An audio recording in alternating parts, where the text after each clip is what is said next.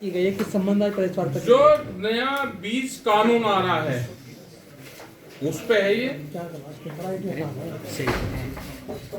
क्योंकि जो कंपनियों को फायदा होगा, जो सरकार ने उनको जो रिलीफ देने की बात करी है, अगर किसान की फसल खराब होगी तो कंपनी उसकी देनदार नहीं होगी, तो इससे बड़ी रिलीफ तो कुछ हो नहीं सकती कंपनी के लिए। मुआवजे का इसमें प्रावधान है ही नहीं। दूसरा ये होगा कि किसान बीज का आदान प्रदान नहीं करेगा।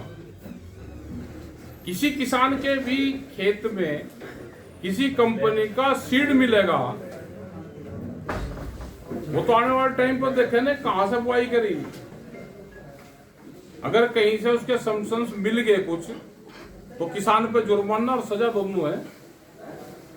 ठीक है साहब, अगर जो बिल लोकसभा में पास हो जाता है तो किस तरह से किसानों को इस की परेशानी होगी और किस तरह से किसानों के नुकसान होगा? जैसे पुरानी जमाने पे हो रहा एनजीटी के नाम पे,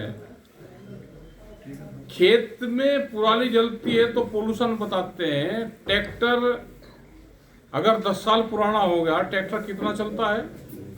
किसान का ट्रैक्टर, जज की डॉक्टर की गाड़ी कितनी चलती है? एक कॉमर्शियल व्हीकल और ये ट्रैक्टर बराबर ले लिए, तो एनजीटी के नाम पे जैसे ये कानून अगर बन गया तो कानून फिर अपना काम करता है, धाराएं अगर बनेगी तो फिर अपना काम करती है। ये किसान के पक्षधर नहीं है बीज विधेयक। तो ठीक है साहब, अगर इसके खिलाफ आंदोलन भी करना पड़े, जिस तरह से पहले कृषि कानून को लेकर आंदोलन हम किया था, पूरे देश भर में जाएंगे। अगर ये कानून आता है तो इसमें जो नुकसान है उसको लेकर हम पूरे देश भर में जाएंगे। सुझाव भी मांग रही सरकार, कुछ सुझाव मांग रही तो सुझाव भी देंगे। देखिए साहब, तुरंत में जो है भारत से जो चावल आयात किया जाता है अमेरिका में, उस पर टैरिफ बढ़ाने की घोषणा की है लगातार। जो और वैसे जो तो सरकार सब्सिडी दे भाई, टैरिफ बढ़ाने की बात करी तो उसको इक्वल कैसे करा जाएगा? सरकार यहाँ पे उसको सब्सिडी दे।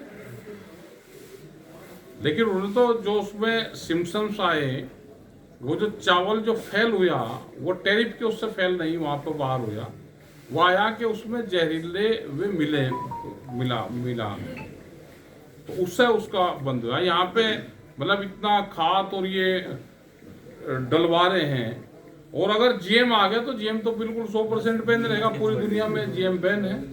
अच्छा, कपास में आया है जीएम? कपास में अकेले अभी देश में कपास की खेती में जीएम है। जेनेटिकली मॉडिफाइड जो सीड है वो कपास में आया, और कपास के किसान ने ही सबसे ज्यादा आत्महत्या करी है। बीज बहुत महंगे होंगे, अभी भी 800 और 1200 रुपया किलो सरसों का रेट है। जो सरसों का बीज है वो 1200 रुपये किलो तक का है।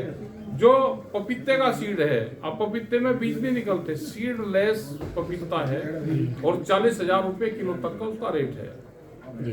ये कंपनी के पास में अभी चला जाएगा पूरा, तो बीज बहुत महंगे होंगे।